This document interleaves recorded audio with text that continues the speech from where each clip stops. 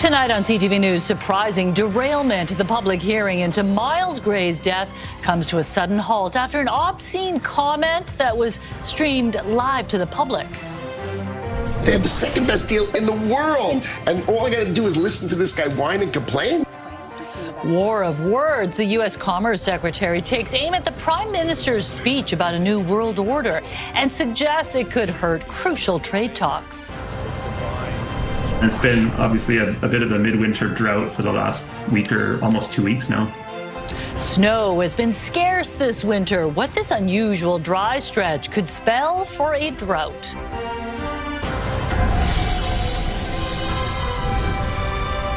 This is CTV News with me, Jung Lee.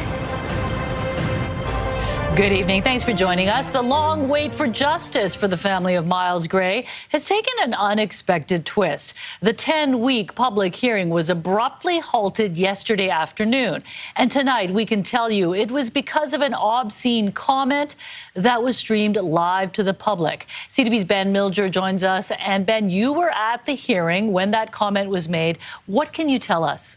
Mi-Jung, I was in the room and I distinctly heard the comment someone muttered under their breath, which was picked up by a hot mic. It happened as hearing counsel Brad Hickford questioned an RCMP officer about police radio transmissions from the time of the violent confrontation between Gray and 7 Vancouver police constables.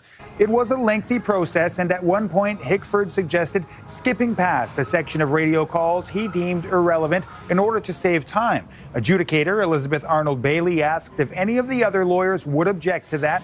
Claire Hatcher, who represents one of the officers involved, said she would prefer if the evidence was presented in its entirety. At that point, someone muttered the profane comment, which was picked up by that hot mic. What I distinctly heard in the room was stupid C word, and it was caught on the live stream as well. It was clearly audible and caused a huge kerfuffle among the 13 lawyers. The Office of the Police Complaints Commissioner, which is conducting the hearing, released a statement today saying it is our understanding that certain obscene language was captured by the audio stream of the hearing. The use of inappropriate language during a public hearing is serious and unacceptable. The statement goes on to say the matter remains before the adjudicator and urges caution on speculating who may have said it and who it was directed at. The hearing was adjourned yesterday afternoon and all day today. It is scheduled to resume Monday, and an updated witness list has been posted. That comes as a relief to the Gray family. I spoke to some of them today, and after 10 years of fighting for accountability in Miles Gray's death, they want this hearing to proceed uninterrupted. We will be there when it reconvenes on Monday, and if the obscene comment is addressed, of course, Mi-Jung, we will provide an update Monday evening. Okay, thanks for this, Ben.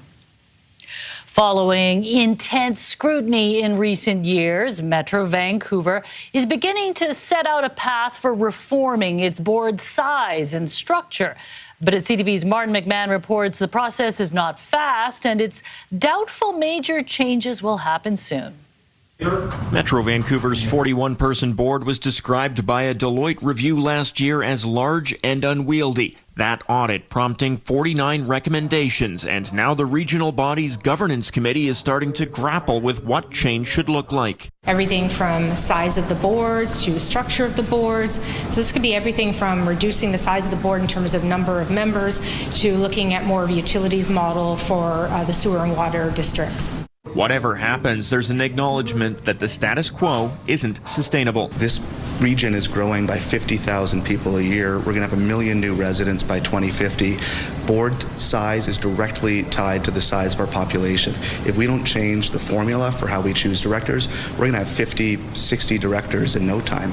We won't be a board, we'll be an assembly at that point.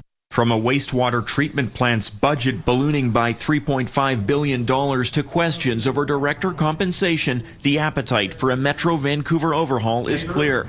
But with October's civic elections looming, it's unlikely significant changes will happen before then. although the committee hopes to bring the board recommendations by June or July. My view is we're starting the work. We're moving it forward. I do feel that there's a sense of urgency. This has to get wrapped up this term, as far as I'm concerned. We have to give direction to the province, and then it's up to the province how quickly they want to expedite changes at the end of the day. The big questions are if this can be resolved before the next civic elections later this year, and whether potentially new Metro Vancouver board members will agree with whatever is ultimately proposed or changed.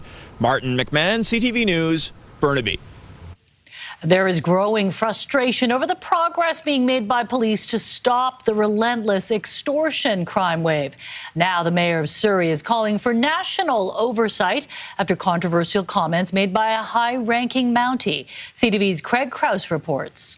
The rise in extortion and unsuccessful attempts to slow it down prompted Surrey's mayor to call for a national extortion commissioner this week. That will look at all aspects. In Surrey and across the country, but has Canada ever done this in the past? I'm not able to really sort of confirm this, but my suspicion is that we don't have this kind of situation showing up, certainly not regarding to extortion. It would appear to be a first of its kind, and this SFU criminology professor worries if implemented, it could delay the steps already being taken to crack down. Now, the process needs to be fast, it needs to be responsive, and it needs to be sensitive. If done correctly, he believes it could open up both communication and resources to combat the crime wave. CTV News has yet to hear from the public safety minister whether this is being considered, although his Liberal colleague and Surrey area MP, Suk Dhaliwal, posted to social media Thursday, taking a jab at the province, while also saying Ottawa is ready to assist.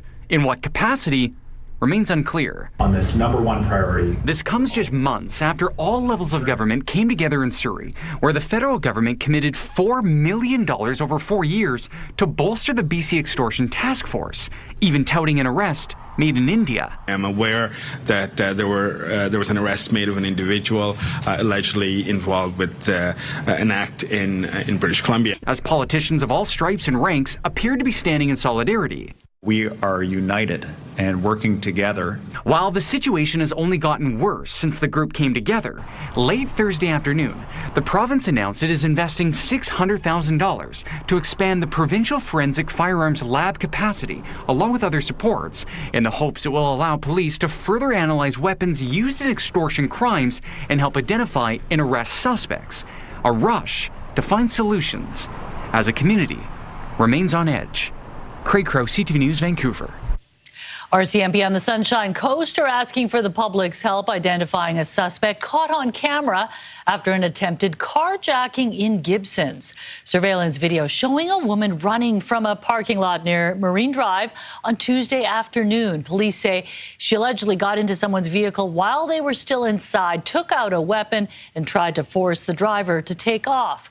When they refused, the suspect fled the area.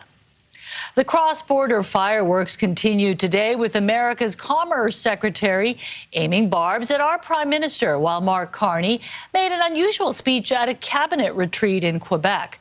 What could this all mean for BC businesses and the political landscape?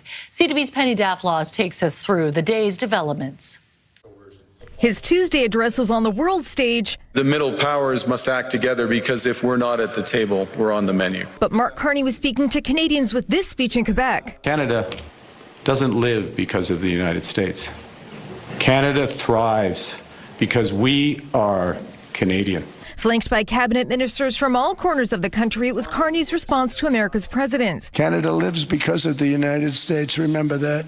But they should be grateful to us. Now Donald Trump's Commerce Secretary has taken his own shots at the PM. Give me a break. They have the second best deal in the world. And all I got to do is listen to this guy whine and complain. Calling Carney's comments political noise and warning of the consequences for this summer's review of our free trade deal. They have USMCA, which means 85% of the Canadian economy comes into the United States for zero. And there he is complaining that he's going to go to China and improve it. Carney's Davos speech has been garnering international headlines and praise. Because he had courage of convictions. He stood up. Including this German newspaper calling it the speech the world has been waiting for. It was aimed at international investors saying, come to Canada, we're safe. Premiers have already been crisscrossing the globe with that message as they try to sign trade deals outside the U.S. I think the big picture for BC is that we're a little bit different from the rest of Canada. We are already more diversified in terms of our trade, which Premier David Eby is doubling down on. I believe that British Columbia is going to play a key role in what the Prime Minister is charting out here. A Prime Minister that sounded like he was back on the campaign trail. We can show how rights can be protected and equal freedoms endure. I think it's a look ahead to the kind of framing that the Liberals will use domestically in an election campaign should one come in the next 3 to 6 months. Suggesting 2026 could be a very eventful year. We choose to build a bright future worthy of the ground on which we stand. We choose Canada. Penny Dufflaw, CTV News, Vancouver.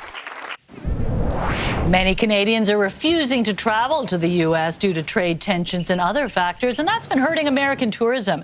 Now, several Las Vegas hotels say they'll accept Canadian dollars at par with the U.S. dollar to try to get you back. We'll have that story later tonight on CTV News at 6.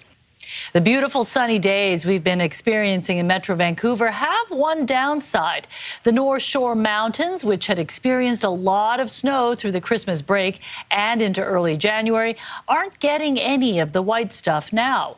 There are now patches of brown on Grouse Mountain ski runs as the normally snow-capped North Shore Mountains bask in sunshine. Cypress Mountain hasn't reported any snow in 7 days and has a base of just 140 centimeters. It's the same story in Mount Washington on Vancouver Island. While experts aren't concerned about the snowpack just yet, the long stretch of dry weather is unusual. The start of January was really snowy, then it turned really wet and mild. And then it's been obviously a bit of a midwinter drought for the last week or almost 2 weeks now. We've lost a little bit of the snowpack from melt, but essentially we've kind of flatlined for the last week. And we've probably dropped about like 8 to 10 percentage points just in the past week. But that's pretty common. Usually how snow works is you get these 1 or 2 storms that come in and bump the snowpack up really fast. And then you have a few days of dry weather. And right now it's just lasting a little bit longer.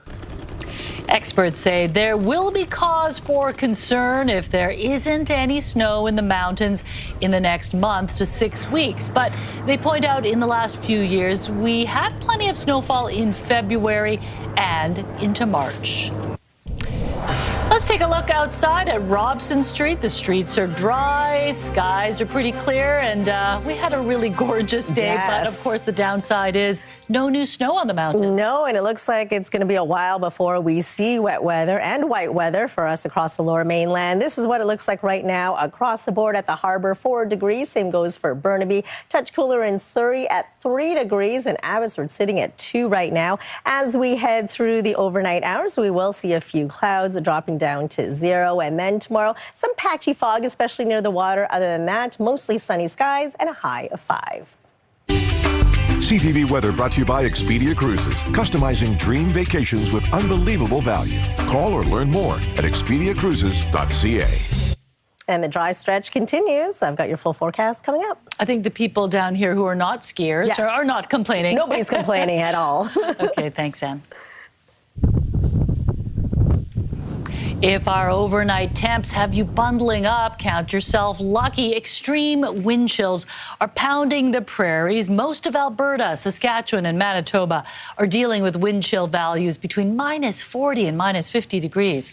Quebec, Atlantic Canada, and parts of Ontario are also bracing for temperatures to plunge over the next few days, followed by heavy snow in some parts. Another temporary diversion has hit the maternity department at Peace Arch Hospital. The unit will be closed for 4 days due to staffing shortages. The hospital has dealt with diversions like this since December, with the ward being closed just earlier this month for 4 days. According to Fraser Health's website, the diversion will go until Monday, but timing could change depending on staffing. If you are in labor or have a pregnancy concern, the advice is to call the maternity unit first, and staff will direct you to the appropriate hospital. It comes as the BC Conservative Party is calling on the NDP to take responsibility and work to recruit more doctors. We've had a shortage there for a while now, and it's not just it popped up in the last 6 months, it's been for the last 5 years. And for them to continually put strain on other hospitals, whether it's Surrey Memorial or Langley, is unfair. It's unfair to the frontline workers at that hospital, and it's unfair to the families that are getting diverted at the last possible second. We have a cohort of 3 OB/GYN specialists at the moment, and we really need, I would say, 6 in order to be able to cover the call schedule and be able to keep the unit, the maternity unit, open. The maternity unit was already closed for 4 days this month. CTV reached out to the Ministry of Health for comment, but didn't hear back in time for broadcast. Slashing the civil service, thousands of federal government workers are warned they could lose their jobs. Also ahead. I think it could very well be the best place for these animals to go. Marineland in Ontario is pleading with Ottawa to let it ship its whales to the States. What could happen if the feds say no? When CTV News at 6 continues. The sun will be out this weekend, and so lots of people checking out a pair of festivals that are marking their opening weekends. We've got a full list of fun things to check out on our website, ctvnewsvancouver.ca. The Vancouver Canucks held an event today to celebrate 40 years of the Canucks for Kids Fund. The organizations that we donate to are doing extraordinary work within the community, supporting kids and families. And we also know through our own programs, like all of our minor hockey programs, that we're reaching thousands and thousands of kids each season. Canucks past and present, and of course mascot Finn were on hand to mark the anniversary with some of the kids at Canuck Place today. The Canucks for Kids Fund has granted more than $100 million to charities in BC throughout its history, with the majority of its revenue from its 50/50 program. A now shuttered theme park in Niagara Falls is reportedly once again warning the federal government that it will be forced to euthanize dozens of beluga whales unless it urgently approves a new request to move them to aquariums in the U.S. Marineland presented the plan to the fisheries minister after a proposal last year to send the whales to China was rejected. CTV's John Venevali-Rao reports. Since last summer, the future of these belugas has been a huge question mark, captive in a shuttered theme park which closed months ago. Now Marineland in Niagara Falls pitching a plan to ship the animals to the States, reportedly making plans to euthanize them if Ottawa says no to the proposal. I think it could very well be the best place for these animals to go, but I think it's so wrong that Marineland is holding the government hostage and they're threatening to kill their whales if they don't get the answer that they're looking for. In what's being called an urgent rescue proposal, Marineland's 30 remaining belugas and 4 dolphins would reportedly be sent to aquariums in Orlando, Atlanta, Chicago, and Stonington, Connecticut. Marineland has said it can't afford to look after the whales and wants to sell the property. Last year, it pitched transferring them to an aquarium in China, but Ottawa denied that request. You want to send them to a place where there's accountability. The original proposal to send the whales to China didn't address that. This new proposal does. Some had hoped they could be moved to a proposed seaside sanctuary in Nova Scotia, but it has yet to raise the millions it needs to open. In a statement, the Fisheries Minister's office confirmed the minister was presented with new export permit applications and that the minister will review them expeditiously. 20 whales have died at Marineland since 2019, and experts say sending them to multiple aquariums in the U.S. is hardly a perfect solution. It's going to break them up, so that's not great for family and relationship bonds between the animals. And some would like to see assurances they won't be used for breeding, which is illegal in Canada. Still, the experts we talked to all think Ottawa will give the proposal the green light, given the options that remain. John Venevali-Rao, CTV News, Toronto. Out of this world tourism. 2, 1, 0. The latest group of space tourists is launched. How long their space journey lasts, also coming up. We're starting to see the rubber hit the road here. The Union for Federal Public Servants warning of impacts on Canadians as layoffs loom for thousands of workers. That's ahead. 2, 1, 0.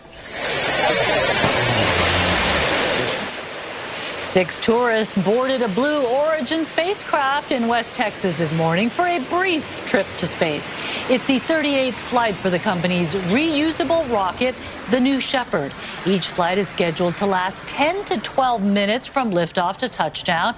The company says passengers are able to experience weightlessness and see the Earth against the blackness of space. Blue Origin has not revealed how much it charges for a seat on each flight, but its competitor Virgin Galactic charges $600,000. As the federal government continues to issue notices to public servants in Ottawa and across Canada, more than 2,000 employees have been told over the past 3 days their jobs may be cut as part of the government's plan to cut 28,000 jobs over the next 4 years. CTV's Natalie Van Roy has the details. A stressful time for workers as federal departments continue to issue layoff notices to public service workers.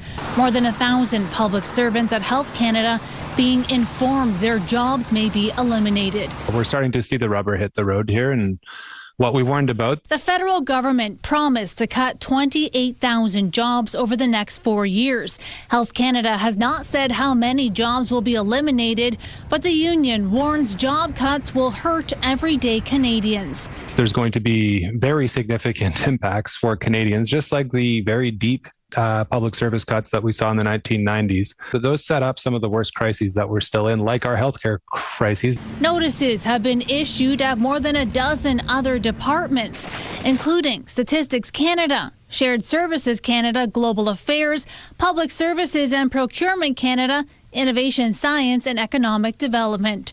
At Health Canada, the workforce has already seen a reduction in workers over the past 2 years, dropping from more than 10,000 to 9,628. An Ottawa Liberal MP said this week the government will support affected workers.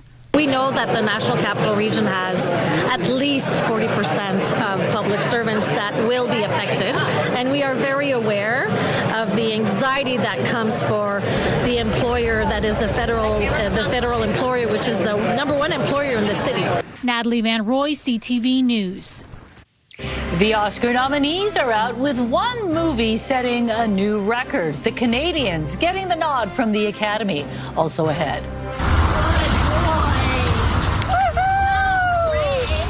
Good rescue, staff. The Fraser River is very chilly right now, but that didn't stop an animal control officer from rescuing a pup stranded on a sandbar. That's ahead on CTV News at 6.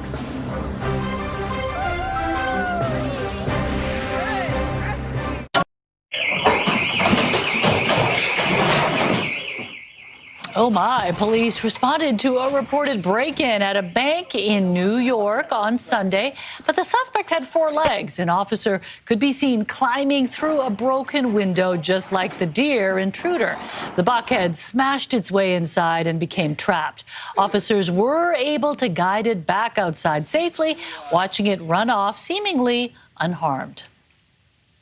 The mayor of Port Coquitlam is giving a shout out to city staff after a dog was rescued along the Fraser River.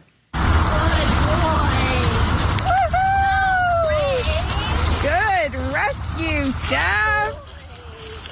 Mayor Brad West sharing this video of the rescue, showing a city animal control officer bringing the pup to safety after he got stranded on a sandbar last Friday. West says quick thinking, skill, and compassion helped turn a dangerous situation into a happy ending. The dog is now safe at the Coquitlam Animal Shelter, but no one has come forward to claim him yet. And that water would be very cold right now. Yeah. I mean, maybe he just swam out there, the dog, and then got scared and didn't know how to get back. Probably. I'm glad someone was able to get him back, and hopefully he finds his owner soon. Yeah, no ID on the dog, but I'm sure that be reunited with its owner soon. Definitely. All right, let's take a look at our forecast. Today, things cleared up quite nicely. And although it is cold out there, definitely warmer than what our friends are seeing towards the east with that Arctic air. The hotspot in Canada was Sardine Island, just west of the northern tip of Vancouver Island at 7.6 degrees. The record set back in 2015 at 10.4. So it's all thanks to this ridge of high pressure, as you can see, dominating the whole province, giving us sunny skies pretty much across the board as we head into tomorrow. Right now, we are seeing mostly cloudy skies across the lower mainland. Clears up quite nicely through the overnight hours. Some patchy fog, especially near the water, to start off your early morning commute. Doesn't last very long. It does clear up through the afternoon and continues to be nice and clear as we head into tomorrow evening. So we will dip down just around that freezing mark around midnight and 8 o'clock tomorrow morning. The sun rises at 7:55 in the morning. Mostly sunny skies around noon. The high is 5 degrees at 3 o'clock under mostly sunny skies, and it'll be clear 3 degrees as we head into this time tomorrow night. So you will see a mix of sun and cloud for the central interior. Your provincial forecast at the bottom of your screen. Mostly sunny skies for the North Island, 7 degrees for Port Hardy, 5s for Campbell River and Comox. For the South Island, you're looking at sunny skies as well from Tofino right down to Victoria. Temperatures between 5 and 8. Port Alberni, you'll see partly cloudy skies. Mostly sunny skies and a cool 3 degrees for the Sunshine Coast. Warmer up the Sea to Sky Highway. 7 for Squamish, 0 for Whistler. And for us across the lower mainland, we'll see patchy fog to start off the early morning hours. Mostly sunny skies as we head through the afternoon. Temperatures between 5 degrees near the water. 7 degrees further inland. A sunny start to the weekend on Saturday. 4 degrees, -3 overnight. A mix of sun and cloud on Sunday. Clouding over for Monday. It stays cloudy for Tuesday. And then we'll see a few showers on Wednesday, 8 degrees. And look at that. Thursday, that is when the rain is expected to return with a high of 8. CTV weather brought to you by Expedia Cruises for air, land, and sea vacations. So the dry spell does eventually end, this time next week. But something is missing tomorrow that we've been seeing for the past few days. The fog. Yeah. It's finally gone. It's lifted. It's gone. We'll see sunny skies. Okay, thanks, Anne. It's the moment actors around the world wait for, hearing their name called. The 98th Annual Academy Award nominations were revealed today, with a number of Canadians earning a spot on Hollywood's biggest stage. CTV's Andrea Case reports. Sinners, the vampire horror box office hit, was released way back in April. It received 16 Academy Award nominations, the most ever in the Academy's 98-year history. Nominations include 3 for Ryan Coogler, Best Director, Best Picture, and Best Screenplay. On the film's acting side, a Best Acting nod to Michael B. Jordan, Best Supporting Actor for Delroy Lindo, and Best Supporting Actress Wunmi Masaku. If there's a film which can give Sinners a run for its money, that film is One Battle After Another. It garnered 13 nominations, including Best Director and Best Film for Paul Thomas Anderson. He's been nominated 11 times and never won one yet. His cast, including Leonardo DiCaprio, Benicio del Toro, Sean Penn, and Tiana Taylor, were all nominees, but no nomination for Chase Infinity. Locally, made in Toronto, Frankenstein received numerous nominations, including Jacob Elordi, who played the monster, and Toronto producer J. Miles Dale in the Best Film category. And the wild ride continues for Toronto's Maggie Kang, whose K-pop Demon Hunters was nominated in the Best Animated Film category, and Golden was nominated for Best Original Song. 11 actors are first-time nominees, including from the film Sentimental Value, Stellan Skarsgård, Renata Rintsev, Inga Ibsdottir Lilius, and Elle Fanning. Sentimental Value received 9 nominations, as did Marty Supreme, giving star Timothée Chalamet his second Best Actor nomination in 2 years. You also heard his name called as a producer on the film. Rounding out the Best Film list, Bugonia, F1, Hamnet, The Secret Agent, and Train Dreams. Comedian Conan O'Brien will host the 98th Academy Awards on March 15th. You can watch them right here on CTV, CTV's division of Bell Media. For $30 million US, you could sit on your own throne as the Prince of Bel-Air. The house, made famous by the hit Will Smith sitcom The Fresh Prince of Bel-Air, is up for sale. But buyer beware, the 6-bedroom, 10,000-square-foot mansion is actually located in the prestigious Los Angeles neighborhood of Brentwood, not nearby Bel-Air. Not all retailers are giving up on bricks and mortar stores. The Canadian company planning a national expansion. Also ahead. There's something clearly missing, and that's the lack of Canadian tourism. Las Vegas is hoping its luck will turn around when it comes to Canadians. The deal it's offering to lure them back. On CTV News at 6. Time now for tonight's Skywatch, flying high above Surrey on the south side of the mighty Fraser, just west of the Portman Bridge under mostly sunny skies. CTV Skywatch is brought to you by Kermac Collision and Autoglass, the name you'll remember when it matters. Kermac cares for kids.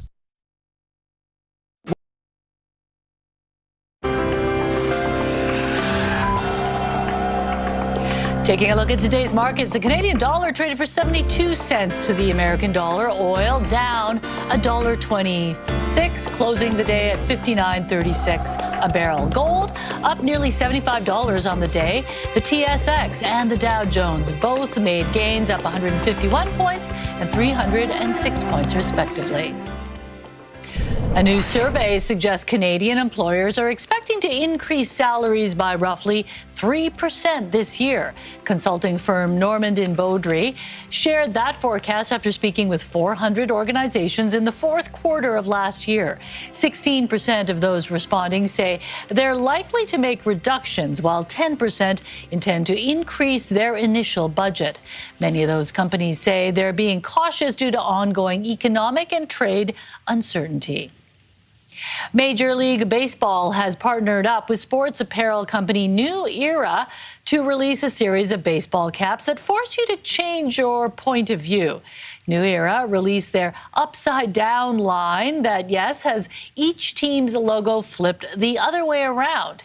Each cap does feature special anniversary patches on the side for each team, but those aren't upside down. While some may see these hats as a swing and a miss, many are already sold out. The owners of the latest Zellers revival say it plans to start expanding across Canada. Zellers 3.0 opened its first store in Edmonton last fall, bringing back nostalgic elements like the classic logo and Zeddy the bear. No word, though, if there are any plans to bring back the restaurant. A trio of hotels in downtown Las Vegas are getting creative in an effort to win back Canadian tourism. They're accepting the loonie at par with the American dollar, and not just for accommodations, but at resort, bars, and casinos. CTV's Tim Brooke reports. Over the cold Canadian winter months, Las Vegas usually sees Canucks flock to the city in the desert, but not so much as of late. There's something clearly missing, and that's the lack of Canadian tourism. Las Vegas air traffic is down almost 10% year over year, and the biggest declines are coming from Canadian Airlines, Vegas's largest international market. Canadian tourism on a monthly basis, it's been down anywhere from 25% to 50%. And so, new incentives. Downtown hotels Circa, The D, and Golden Gate have begun accepting the struggling Canadian dollar at par with the American dollar. If you don't stay here, no sweat. We have a bar in each one of our 3 hotels that we've designated as a Canadian bar. And then if you have $500 Canadian, we'll give you $500 American in a voucher to play slots at any one of our 3 casinos. The push follows similar tourism moves in Washington, Montana, California, and even at Walt Disney World. Losing even a fraction of that traffic means that we lose billions in tourist spending, and tens of thousands of jobs are at stake. That's significant, especially given the general malaise in the economy. This slowing travel demand can be linked directly back to the re-election of U.S. President Donald Trump. Among Canadians who have not recently traveled to the States, 34% cite their feelings about Trump or the way America is treating Canada. And you now understand why Canadians have stopped going to tourist destinations like Las Vegas. Every state can tell you how much their economy is losing. Just not wanting to support what's going on right now makes sense. It's not worth it like that, and Trump's being crazy, so. Hotel owners say they understand deals alone won't be enough for many travelers, but they hope some rethink the boycott. we miss our best friends. Tim Brooke, CTV News, Calgary. Well, that didn't take long. Tickets to the Blue Jays home opener sold out in minutes this morning.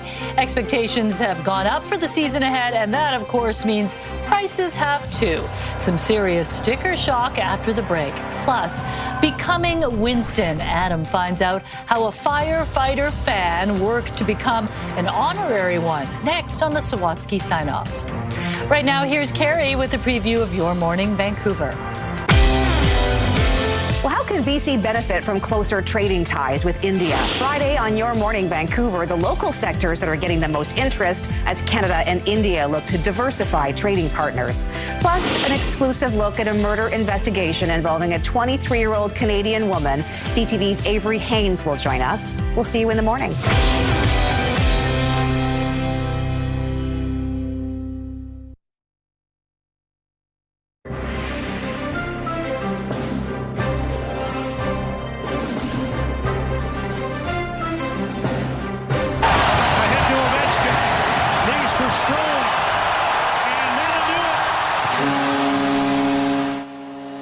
At long last, the Vancouver Canucks have snagged their first victory of 2026, holding off the Washington Capitals 4-3 last night, their first victory since December 29th, snapping an 11-game winless streak. The Canucks are back in action tomorrow night, hosting Jack Hughes and the New Jersey Devils. What's being described as the holy grail of hockey cards is going up for auction in Ontario. You don't see discoveries like this very often. The main card in this set is the Stanley Cup card, and this is the first time the Stanley Cup was ever featured. The 51 cards from the Champs Cigarettes hockey set are more than 100 years old. Along with the Stanley Cup card, it also features rookie cards from Howie Morenz and Jack Adams. The current leading bid for the Stanley Cup card is $17,000. A junior hockey goalie made history, accomplishing an amazing feat for the second time in his career. Gustevich shoots the puck in. George out of the net. Shoots it up for Boers, down the ice, and into the net. Carter George scores! Carter George of the Sioux Greyhounds in the Ontario Hockey League became the first goalie in the history of the league to score 2 goals. His first came in November 2024 when he was with the Owen Sound Attack. George, who is a second-round pick of the LA Kings, was also on Canada's World Junior Hockey team that won bronze earlier this year. Tickets for the Blue Jays' upcoming season went on sale today, and after coming up just short of winning the World Series, not only is the demand for tickets up, but so are the prices. CTV's Mike Walker explains. It's the section on the birth of the Blue Jays. Sue Jackson considers herself a diehard Blue Jays fan. Some of the older calendars, and it shows what each of the games are, and I would write the scores. She has attended every home opener since 1980. It's just the feeling that the city gets. It's like baseball is back. But when she joined the thousands in the online queue for tickets this morning, getting just one seat was impossible. Some left in the way outfield reaches of the 500s. And even those, as I was trying to click on them, they would literally just disappear as I went to click on them. Others lucked out but paid a premium. I got my one ticket in the 500 level. There was only one seat left in the whole section, and I just chose it. And it was $127 after fees. Given the Blue Jays' World Series run, coupled with the market demand, the increase shouldn't be surprising, according to this sports marketing expert. This is a very sophisticated, global sports city, and the nature of the ticketing systems and dynamic pricing is such that we are going to see tickets priced at what the market will bear.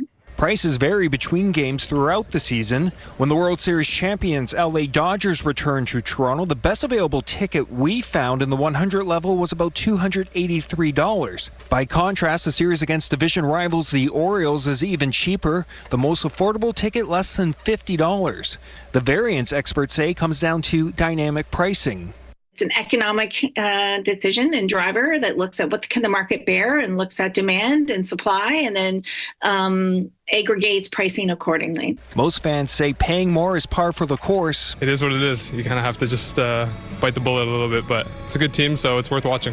Having made it to the World Series, we were expecting it. Hopeful for another postseason run as the Blue Jays are set to celebrate their 50th season. Canadian geography and sports teams are often categories contestants struggle with on Jeopardy! But what happens when a clue is given that covers both? Major League Soccer for 1,000. Of the 3 Canadian teams in the league, this one is based farthest west. Then? Who are the Whitecaps? Correct, Vancouver. Major League Soccer 6. The Vancouver Whitecaps was, of course, the correct response for the $1,000 question in last night's episode. The contestants ended up acing the entire Major League Soccer round. This squad. I even knew that answer. I know. It makes you feel smart when you watch Jeopardy and you can get one of those Canadian questions. I know, and I love tuning in. I love seeing how many questions I can get. Yeah. I usually really do badly, though, at the American politics, the history. Yeah. Okay, well, they may not be hockey players in real life, but the stars of Heated Rivalry are set to have a role in a major upcoming sporting event. You will not be so nice when we beat you.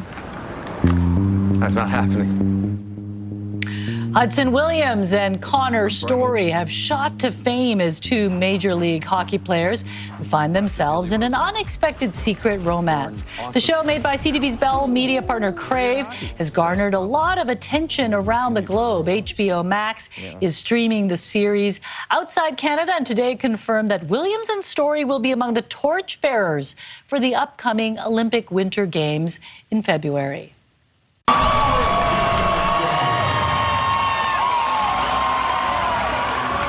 And that is one of the stars of Heated Rivalry, Robbie GK, who plays Kip, in attendance last night at the Canucks game. Last night was the Canucks Pride Night game, and GK was sporting this year's Pride jersey, although he did take it off to reveal the Scott Hunter jersey from the show underneath. Maybe he's the reason why they won. He has to come every game. Yeah. Some good juju there. Yeah. Maybe Hudson Williams can show up. He is a BC boy, right? That's true. Okay, we'll get to the Sawatsky sign-off first, but Dimitra Maragos is here, and you've got some breaking news, Dimitra? Yeah, this just coming into the newsroom. Meet Jung. We are tracking a possible shooting in Burnaby tonight. It happened near Canada Way and Smith Avenue. That's just a few blocks away east of Boundary. Information is slim at this point in time. We are hoping to gather more in the coming hours. All right, thanks a lot, Dimitra. Finally, Adam finds out how a man with a lifelong admiration of firefighters ended up with the firefighters being the ones admiring him on tonight's Encore Sawatsky sign-off.